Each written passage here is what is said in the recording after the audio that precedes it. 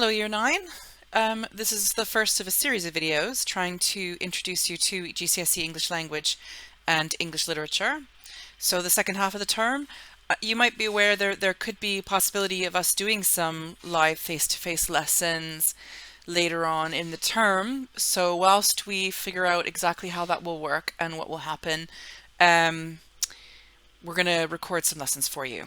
So the idea is that you can start and stop. It's quite long. Today is quite long, and there's noise all around me. So I'll have to see if you can hear me. But there is literally never a quiet time in my house. So I shall do my best. Okay, there we are. That's the English department. I'm sure you recognize us. That's me in the front with the crown. So which one is your teacher? So there'll be different teachers narrating lessons every week. You won't just have to listen to me drone on every week. Okay. So for this right away, you need a pen and some paper to write on. There's an extract attached to your Show My Homework, and you should have that printed if you can print. If you can't print, then just leave it, because I'm going to read everything to you off the screen that you need. It will just be easier for you if you could highlight and write on your extract as you go. But if you can't, then you should be fine, okay? Okay, so first things first, I'm going to read this to you, and we're going to warm up, having been off for a little while, and see if you can get on with this task, okay? So I'm going to read an extract for you. I'm not going to tell you anything else about it. I'm just going to read it to you. I am here as a soldier who has temporarily left the field of battle in order to explain. It seems strange it should have to be explained what blank war is like when blank war is waged by blank. I am not only here as a soldier temporarily absent from the field at battle. I am here, and that, I think, is the strangest part of my coming. I am here as a person who, according to the law courts of my country, it has been decided, is of blank value to the community at all. And I am adjudged because of my life to be a blank person, under the sentence of penal servitude in a convict prison. Can you tell what this person is guilty of? So read it on your own, pause the PowerPoint, and read it again on your own and see if you can figure out what this person is guilty of. So that little target down in the right-hand corner there, with the yellow in the middle and the red and the blue ring, is called a zone of relevance.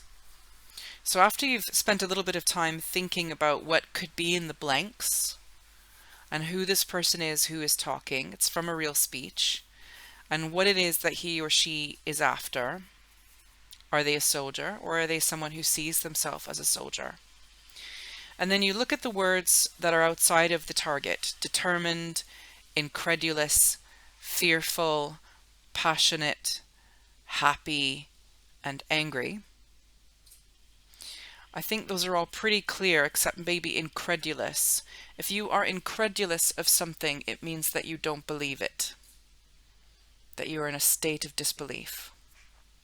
You don't give it any credence, so to speak. Okay? So now I'm going to tell you what goes in some of the blanks. So let's see now if this changes your opinion about where those words should go. I'm here as a soldier who has temporarily left the field of battle in order to explain. It seems strange, it should have to be explained, what civil war is like when civil war is waged by.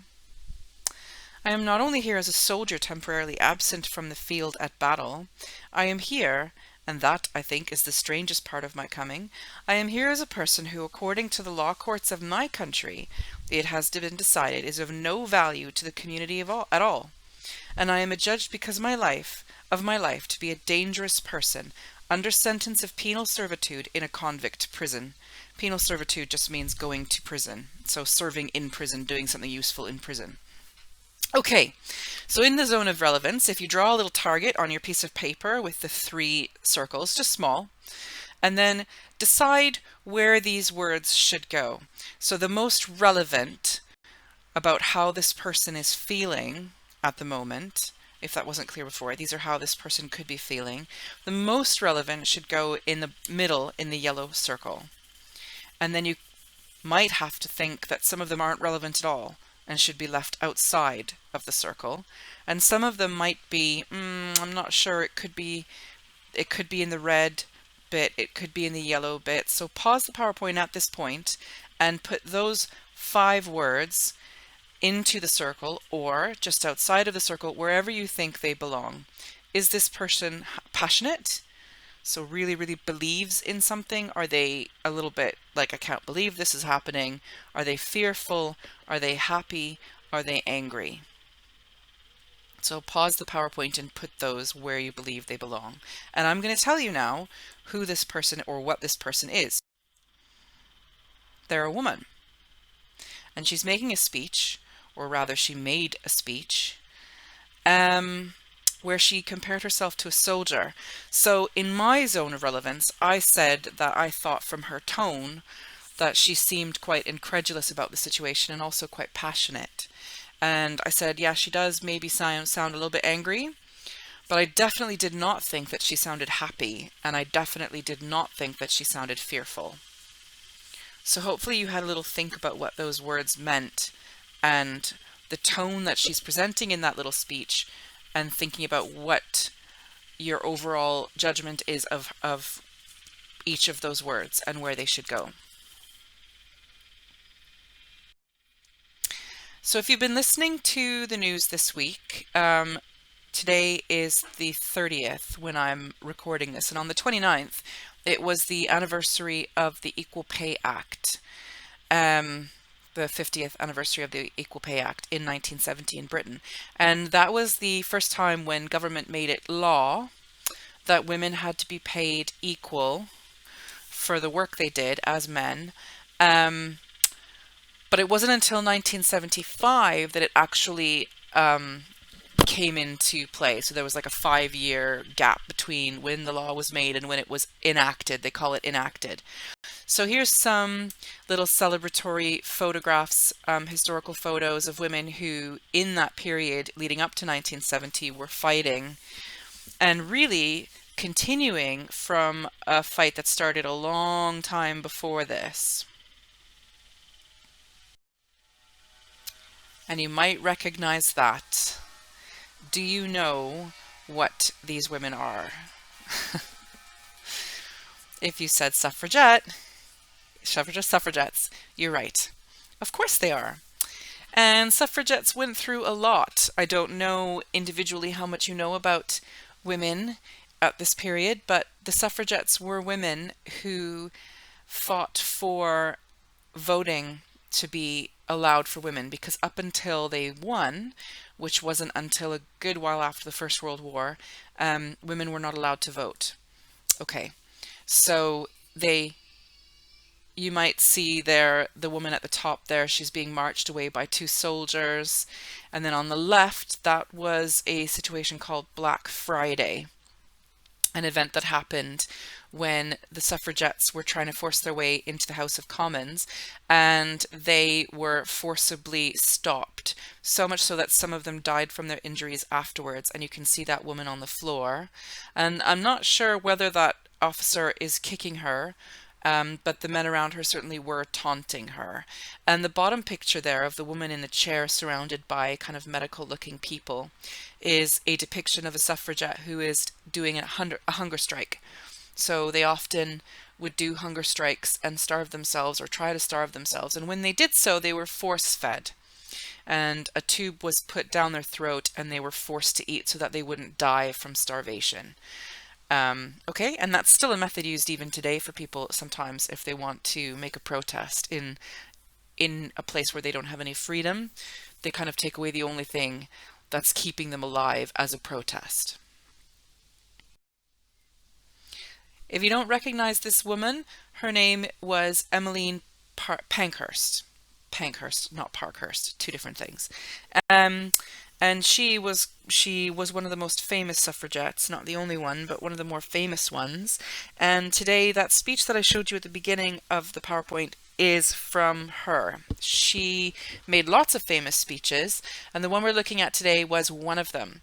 And had she not made this speech and had she not done everything that she did, then I probably wouldn't be sat here today recording a lesson for you, and we probably wouldn't have Miss Kitley as the principal of our school, and we probably would not have had female prime ministers and so forth, because women did not have the vote, and as I just said, they couldn't, it wasn't law for them to be paid the same as men for the same work until 1970.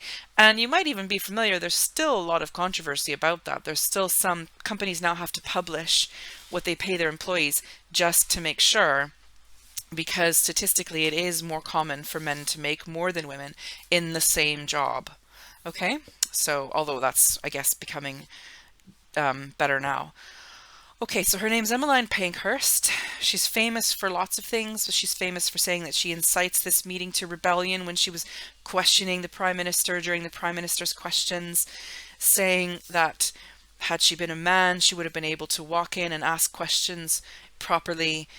And so it was the people that wouldn't let her that she was rebelling against.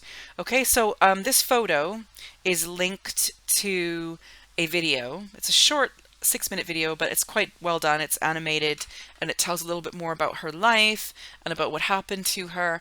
So if you're watching this through Teams or through a link on Show My Homework, then you can click on the picture. But if the link has brought you to YouTube, because I've been having some IT trouble this week, then I'll make sure that the teachers send you the link in the straight to the video in their explanation of your task. So either way, pause this PowerPoint now and watch that short clip.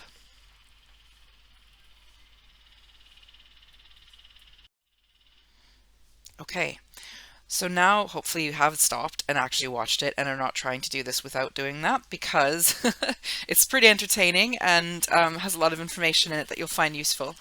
Okay, so before we read the speech, you should know a couple of things about it. So the speech was actually made in America, not in Britain. She'd gone there for a trip to try and meet some American suffragettes. It was in 1913. No, I wasn't born then. I was not that old. I'm not that old. She talks in her speech about your forefathers, and what she means when she says that is she's talking about the soldiers and the descendants of the women in front of her that day in 1913. She's talking about the descendants who in 1776 started the American Revolution. And through the American Revolution, the Americans won their freedom from jolly old Britain. So that happened in 1776. And in 1776, just very briefly, the reason why the Americans revolted against the British was because they felt they were being taxed without representation, which is exactly what happened with women. If you cannot vote, it means that other people are making decisions for you about your life. If you're voting, even if your candidate that you vote for loses, you have had a say with other people. And until this point, women were not classed as citizens of Great Britain and therefore could not vote.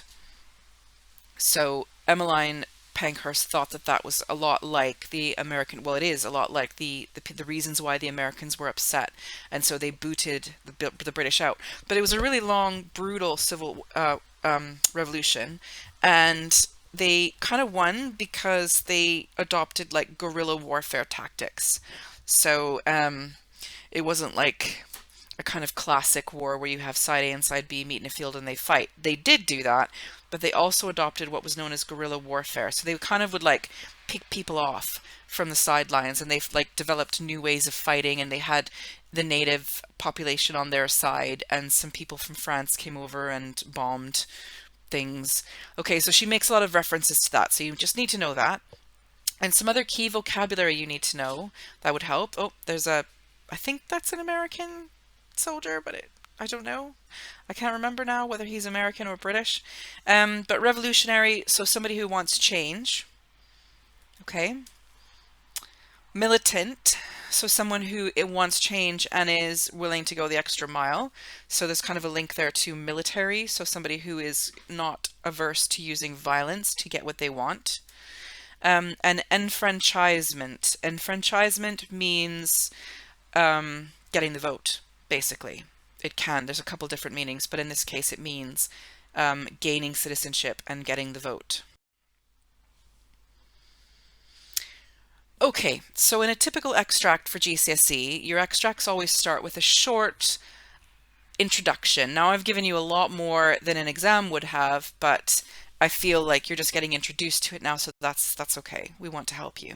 Okay, so you always have to read that beginning bit, and you want to think about what you already might know about the topic. So some of you, I would imagine, know quite a lot about the suffragette movement or women gaining the vote, and some of you probably don't know very much at all. So obviously the more you know, the better off you're going to be, but that's not something you can control when you go into an exam. So Emmeline Pankhurst was the organizer of the UK suffragette movement that campaigned for women to gain the right to vote. This speech was delivered in Hartford, Connecticut, the USA on November 13th, 1913. And you'll recognize the first bit. I am here as a soldier who has temporarily left the field of battle in order to explain, it seems strange it should have to be explained, what civil war is like when civil war is waged by women. I am not only here as a soldier temporarily absent from the field at battle. I am here, and that, I think, is the strangest part of my coming. I am here as a person who, according to the law courts of my country, it has been decided is of no value to the community at all. And I am adjudged, so I am judged, because of my life to be a dangerous person, under sentence of penal servitude in a convict prison. So you'll know from watching the little video that Pankhurst did go to prison, but she was released early. I think she makes a good point, though, about suffragettes being seen as criminals. So if you can imagine somebody wanting a vote to be a criminal, how much things have changed over the last 107 years. Okay? It is not at all difficult if revolutionaries come to you from Russia, if they come to you from China, or from any other part of the world, if they are men. But since I am a woman, it is necessary to explain why women have adopted revolutionary methods in order to win the rights of citizenship. We women, in trying to make our case clear, always have to make as part of our argument and urge upon men in our audience the fact, a very simple fact, that women are human beings. Listen to that last line again. We women, in trying to make our case clear, always have to make up as part of our argument and urge upon the men in our audience the fact, a very simple fact, that women are human beings. So think about what she's trying to say there. Your forefathers, so here's where she's talking about American heritage, decided that they must have representation for taxation many, many years ago. When they felt they couldn't wait any longer, they laid all the arguments before an obstinate British government that they could think of. And when their arguments were absolutely disregarded, when every other means had failed, they began by the Tea Party at Boston, and they went on until they won the independence of the United States of America. That wasn't a real tea party, by the way. They sunk a ship that had lots of tea on it. Okay? That's a very expensive thing that they did, that they wasted of Britain. It's about 8 years since the word militant was first used to describe what we were doing. It was not militant at all, except that it provoked militancy on the part of those who were opposed to it. So she's saying we weren't militant. Our desire to have the vote made other people militant against us. That's what she's trying to say here. When women asked questions in political meetings and failed to get answers, they were not doing anything militant. In Great Britain, it is a custom, a time-honored one, to ask questions of candidates for Parliament and asked questions of members of the government, which is still the case today, isn't it? You can watch the PM's questions. No man was ever put out of a public meeting for asking a question. The first people who were put out of a political meeting for asking questions were women. They were brutally ill-used. They found themselves in jail before 24 hours had expired. We were called militant and we were quite willing to accept the name. We were determined to press this question of the enfranchisement of women to the point where we were no longer to be ignored by politicians. Well, in our Civil War, people have suffered, but you cannot make omelets without breaking eggs. You cannot have civil war without damage to something. The great thing is to see that no more damage is done than is absolutely necessary, that you do just as much as will arouse feeling to bring about peace, to bring about an honorable peace for the combatants, and that is what we have been doing. If you are dealing with an industrial revolution, if you get the men and women of one class rising up against the men and women of another class, you can locate the difficulty. If there is a great industrial strike, you know exactly where the violence is and how the warfare is going to be waged. But in our war against the government, you can't locate it. We wear no mark. We belong to every class. We permeate every class of the community from the highest to the lowest. And so you see in the Women's Civil War, the dear men of my country are discovering it is absolutely impossible to deal with it. You cannot locate it, and you cannot stop it. When they put us in prison at first, simply for taking petitions, we submitted. We allowed them to dress us in prison clothes. We allowed them to put us in solitary confinement. We allowed them to put us amongst the most degraded of criminals. We learned some of the appalling evils of our so-called civilization that we could not have learned in any other way. It was a valuable experience, and we were glad to get it. Now, I want to say to you who think women cannot succeed, we have brought the government of England to this position, that it has to face this alternative. Either women are to be killed, or women are to have the vote. I ask American men in this meeting, what would you say if in your state you were faced with that alternative, that you must either kill them or give them their citizenship? Well, there is only one answer to that alternative. There is only one way out. You must give those women the vote. You won your freedom in America when you had the revolution by bloodshed, by sacrificing human life. You have left it to women in your land. The men of civilized countries have left it to women to work out their own salvation. That is the way in which we women of England are doing. Human life for us is sacred, but we say if any life is to be sacrificed, it shall be ours. We won't do it ourselves, in other words, they won't kill themselves, but we will put the enemy in the position where they will have to choose between giving us freedom or giving us death.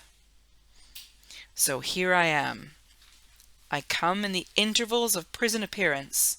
I come to ask you to help to win this fight. If we win it, the hardest of all fights, then, to be sure, in the future it is going to be made easier for women all over the world to win their fight when their time comes.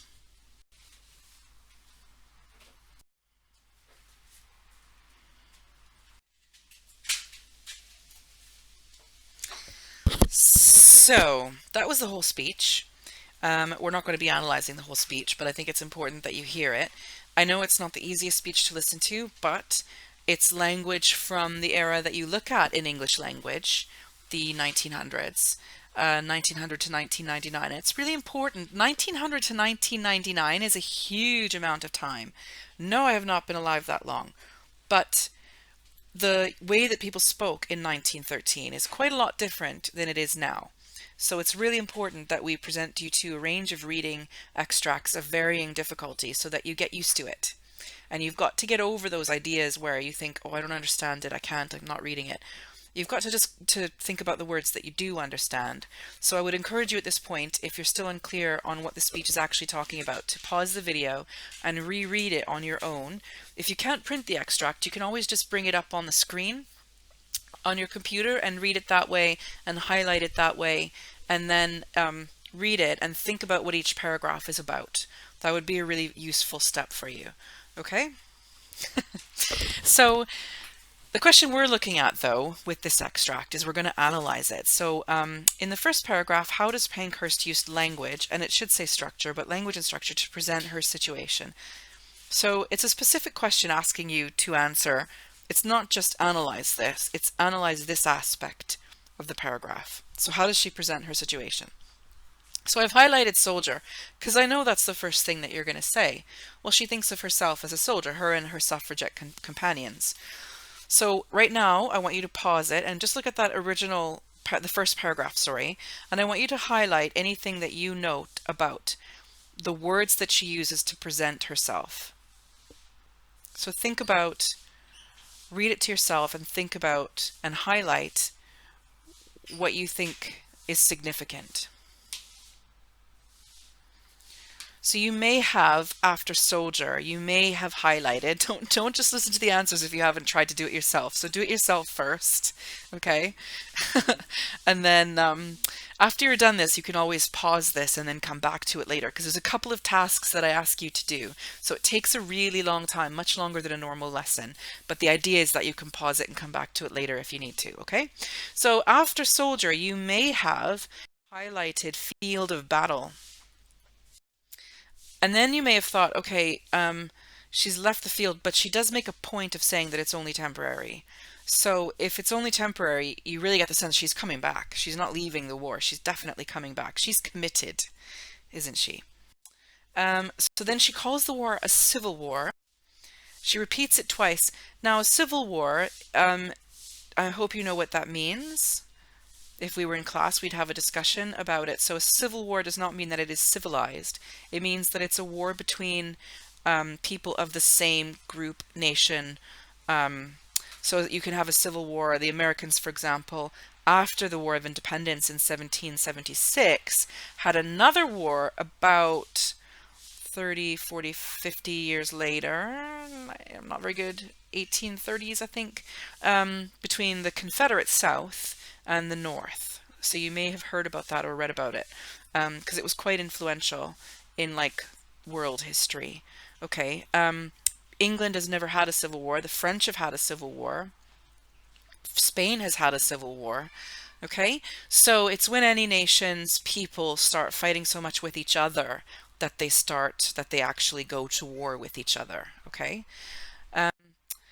She again calls herself a soldier twice. She says field of battle again, right? And then I thought this part was particularly tragic, especially given the events this week with that poor man in the United States that was murdered by the police. And people all over the world are still fighting to be seen as valuable to their community, aren't they?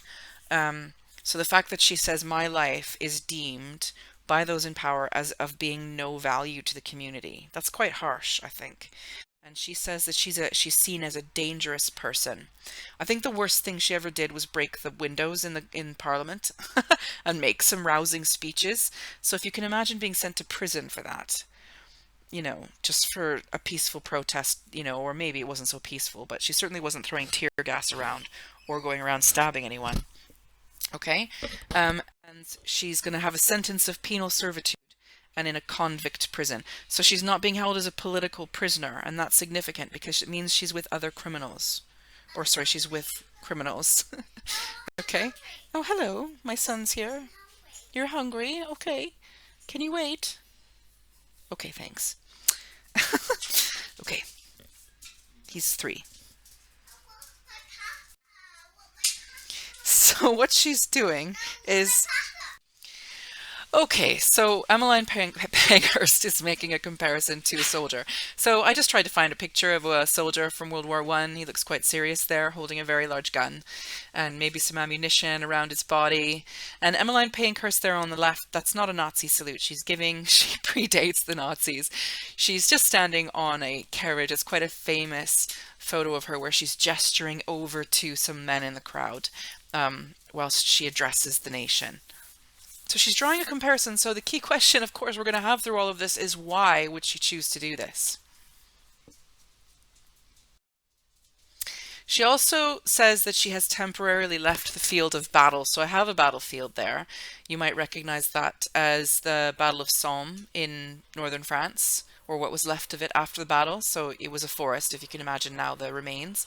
And then I've got number 10, which is, you guessed it, current home of Boz himself. Okay, so she sees this as her battlefield. Okay, so we'll talk more about that in a minute. Boris.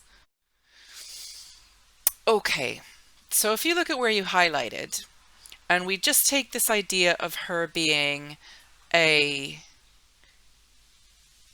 soldier as a suffragette, we're going to make this Venn diagram now. Okay, so now would be a good time to pause and take a break if you need it, or come back to it tomorrow, or keep going if you're a trooper. Okay, so if you draw this Venn diagram, it would be really helpful rather than just listening, and pause it when I ask you to pause it and do the activity as you would if you were sitting in a classroom.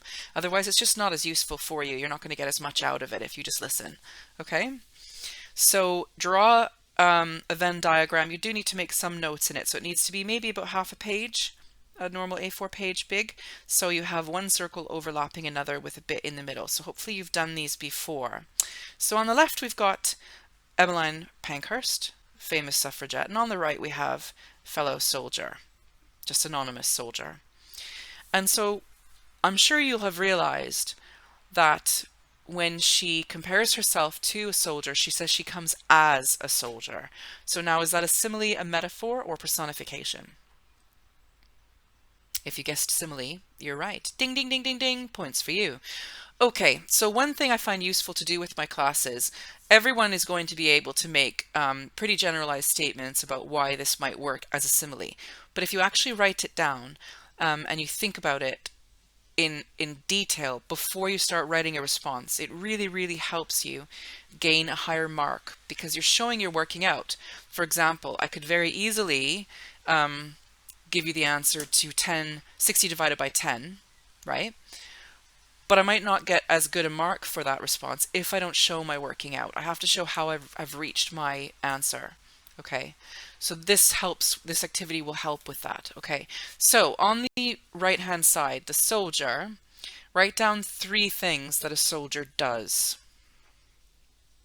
Just in bullet points, 3 things that a soldier does.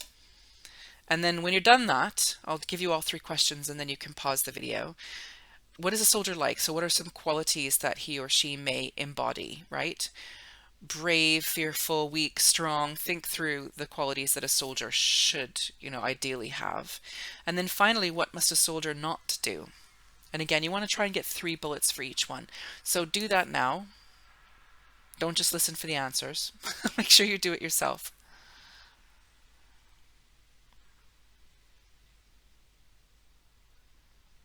So you might have thought one of the things a soldier must not do is run from a fight, right?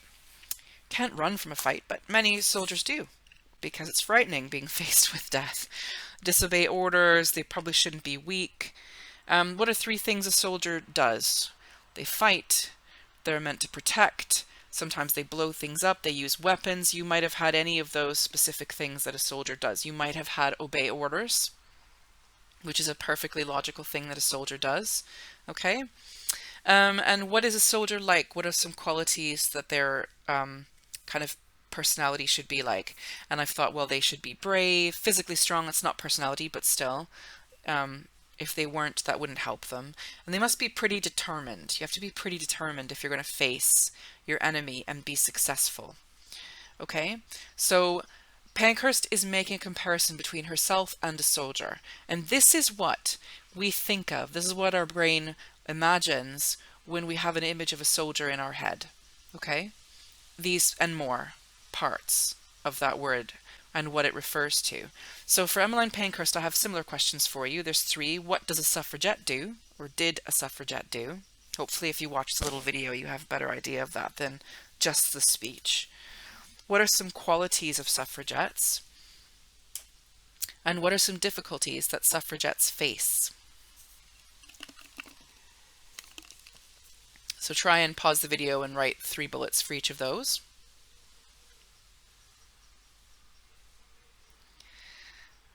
I'm going to give you the answers, but I hope you have written down your own before you just listen to my ideas, because you'll have undoubtedly different things to say than I do. They were protesting, they fought, mostly with words, leaflets, pamphlets, marches, but there were a few, as you heard earlier with Black Friday, where things got really ugly. They broke windows, and they certainly didn't let fear hold them back. Some qualities, they were brave, they were strong, and they were determined. Were they as physically strong as a soldier at the time needed to be? There's no way to know that, but they certainly would have had the mental resolve. And as you know, some of them were force-fed, and they had to be held down to be force-fed. So yes, I do think they were physically strong. They certainly had a lot of tenacity, which means not giving up. And what are some difficulties that suffragettes face? So a slightly different question there than for the soldier. So you may have come up with tradition. Women never did have the vote. Why should they? Things were always like that. So why change things now? Many women felt they had too much to lose. So you may not know this, but some suffragettes, when they followed that path to want the vote, they'd lose their children, they'd lose any work that they had. They had a lot, they were risking a lot to do it, more than you and I could ever probably really appreciate. World events, World War I put things on hold, and they stopped canvassing for the vote or advertising they wanted the vote during the war and joined the war effort instead. And then I finally thought, well, other women, because other women who were not suffragettes often were the ones themselves who did not want things to change and didn't feel that they had a place wanting the vote. And it wasn't really until many of them started to change and their daughters wanted to change that things really got moving. Okay? So when you are thinking about when an author makes a comparison between two things, in this case, Pankhurst is comparing herself to a soldier, but it's not always like that. Any simile, any metaphor, any personification, this Venn diagram is a useful tool for you to look at the forensic detail of why the author may have used that bit of language. So instead of just a blasé comment saying, well, she's calling herself a soldier because she's brave and she wants everyone to think she's brave, it's not really good enough, because you're not really telling me what it is about soldiers that makes them seem brave. Well, it's because they have to face the enemy, right? So you need to go back to the very literal meaning of that word and what it refers to in order to really truly analyze it, okay? So once you've done this, and our key question is always going to be, well, why is she making this comparison? What's her point? What's she trying to get at? And so at this point, what you want to do is start moving, and you could just do this through arrows on your own sheet. Obviously mine line up perfectly, but yours might not. So what are, in that middle bit, what are some of the things that they have in common? Why is this an appropriate comparison to make? All right, and move some of your ideas into that middle bit of the Venn diagram.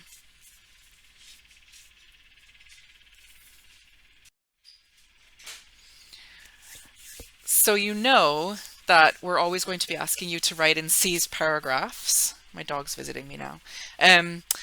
But I just thought I'd do a little segue here about inference and making inferential statements. Okay, so to infer, in case you don't remember, because it's been, I think, 9 weeks by now, to infer means to deduce or conclude from evidence and reasoning rather than from explicit statements. My students can infer that I'm grumpy probably by just my body language when they walk in the room. Okay, I can infer that my daughter is hungry because she's just come into the kitchen and she's rifling through the drawers. So she hasn't actually said, I'm hungry. She's just in the kitchen, even though I've asked her not to come into the kitchen many, many times. Okay, so to infer means that you look at the evidence and you make conclusions based on the evidence. So, why would she draw a comparison between her and a soldier? Why is it useful for her to do so? There's many different ways. No, Sophia. There's many different reasons why she could have done this. And for when you're writing the inference in your response, until you start looking at the really small evidence and you zoom in, you can mention as many different things as you want, and you can generalize. Okay, so there's many different reasons. She could just be trying to convince women to be like soldiers. Okay, well, why would she be doing that? Maybe she's trying to let the men know that she'll never give up. That she's like a soldier in the sense that she's just going to keep going forward and not run away? Could it be because soldiers make the ultimate sacrifice? And she keeps saying throughout that they're willing, suffragettes are willing also to make the ultimate sacrifice and give up their lives. Maybe she's trying to say that soldiers are the exact opposite of women should be at the time, which I think is a good point. Because at the time, women didn't have the vote because it was thought that they needed protecting by men, and that men should be the ones to go out and work, make money, make decisions, and that women should be in the home, at home, cooking, cleaning, making babies, and so forth, because they're soft and weak, and men are not. And I think Emmeline Pankhurst is trying to say, well, actually, we are the same in that regard. Okay? So what can be a useful exercise for this is if you write your simile and you've done your Venn diagram, and then underneath it, you just kind of write, any idea that you have about why the author might be doing this. What's the purpose of what she's trying to accomplish? Clearly, she's trying to convince the women to be more militant and soldier-like, but why would she want them to do that? Why doesn't she say she wants them to be panthers or lions or tigers? Why soldiers?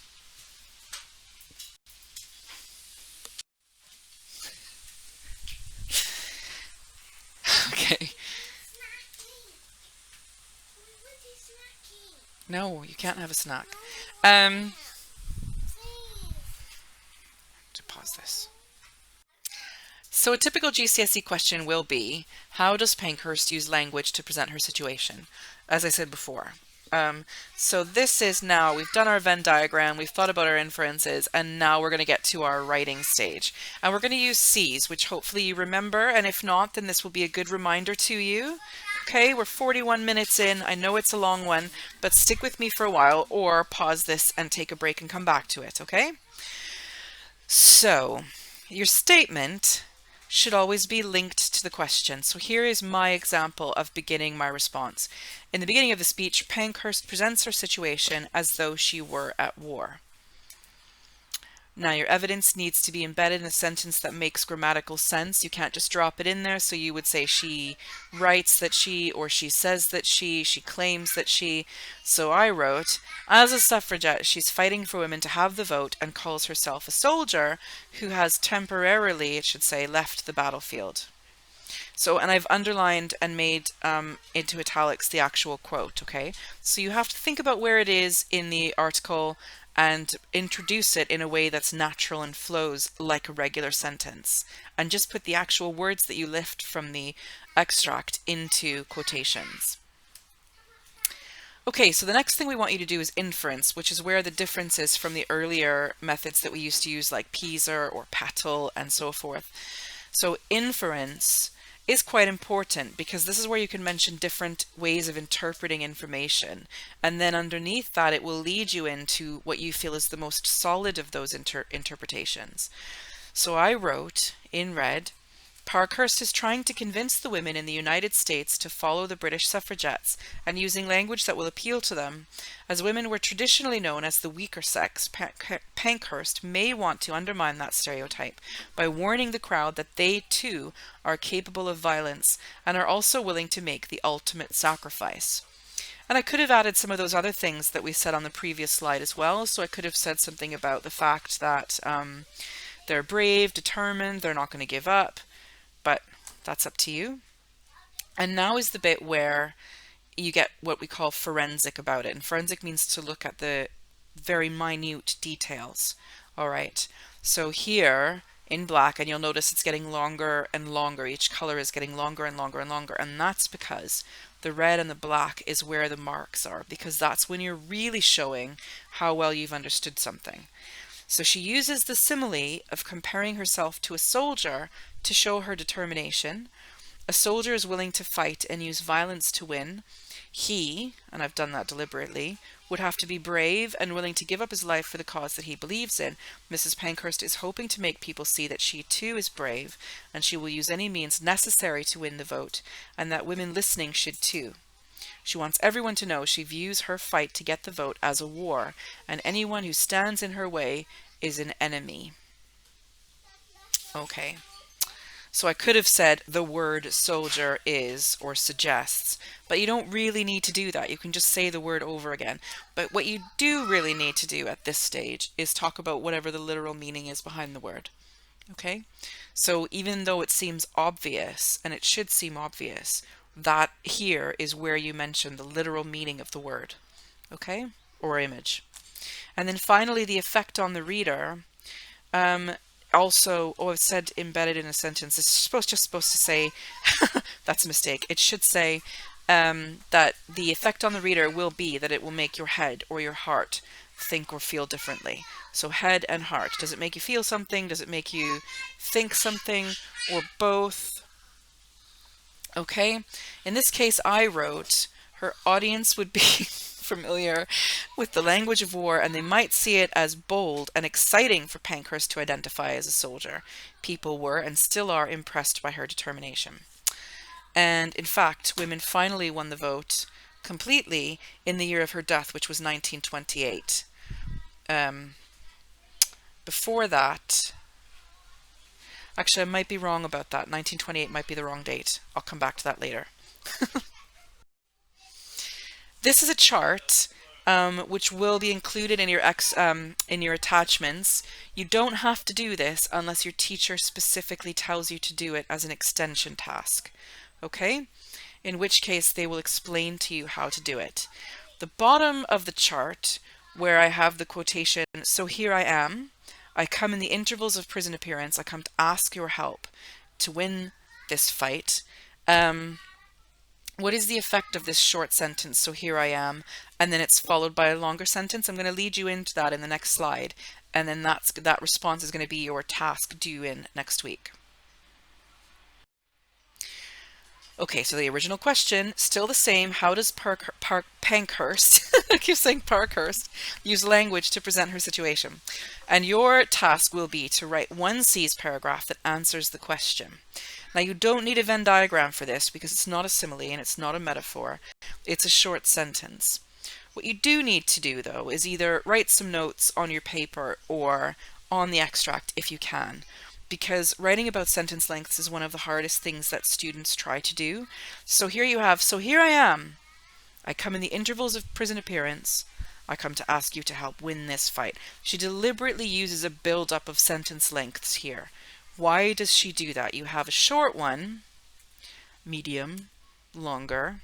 I guess they're both the middle ones. And you've got some repetition, "I come" and "I come." Okay? Now, if she didn't do that, I've rewritten it here without punctuation, because sometimes that's a really useful way to look at how structure affects things, is if you just change it completely, and then it will make more sense. So if instead of "So here I am," she said, "So I have come here during a brief break from being in prison to ask you to help me win this fight." I'm going to go on a limb and say you agree with me that that's not as effective. But why? Why is it not as effective? Why is it more effective to start this off with a really short, sharp, simple sentence? "So here I am." I know you're going to say it's to emphasize her point, because all students do. That's exactly what you're going to say. And I'm going to say, yes, but what is the point? So if you're going to write about sentence length, you want to think about what the content of that sentence is. "So here I am." Is this to add a serious tone, like a conclusion, like there's no way out, right? Is the length of the sentence meant to emphasize her seriousness, that this is the end of the road? Here I have come. And then she introduces her question after that about what she really came for. Does she start with "so," which is actually a subordinating conjunction, to imply that it's the conclusion? "So here I am. Here's my really long story, Americans, about how you fought for your independence and we're fighting for the vote, and really it's essentially the same thing, and here I am." Or is it to create a dramatic pause and then to highlight her final request? And you'd only get a really good mark there if you talked about what that final request is. Okay, so if you're going to talk about sentence lengths, because it's really important that even in year 9 you start understanding that you can't just simply say, oh, there's a lot of sentences here. There's some short sentences, there's some long sentences, there's some really short ones, and it's to emphasize her point, and she's making a really, really good point. You may recognize the type of speech that is. That's like Donald Trump's speech, isn't it? It's a really short sentence, really short.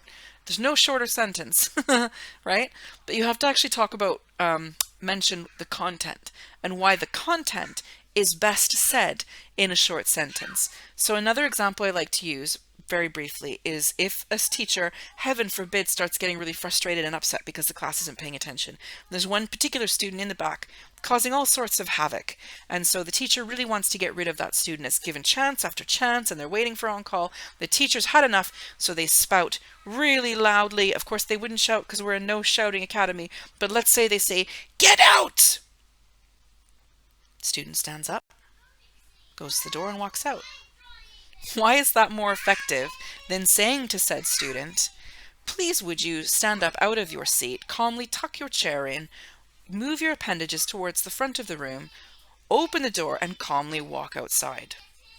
Why is it more effective for me to shout, not shout, sorry, we're a no shouting academy, for me to belt out, "Get out!" I'm sure you've never seen that happen in a lesson before, but let's say on the off chance that it did. Why is it more effective to use a short sentence? Okay? So, this is the end. We're at 50 minutes. So well done you if you sat it in one go. But if you left and came back, that's fine too.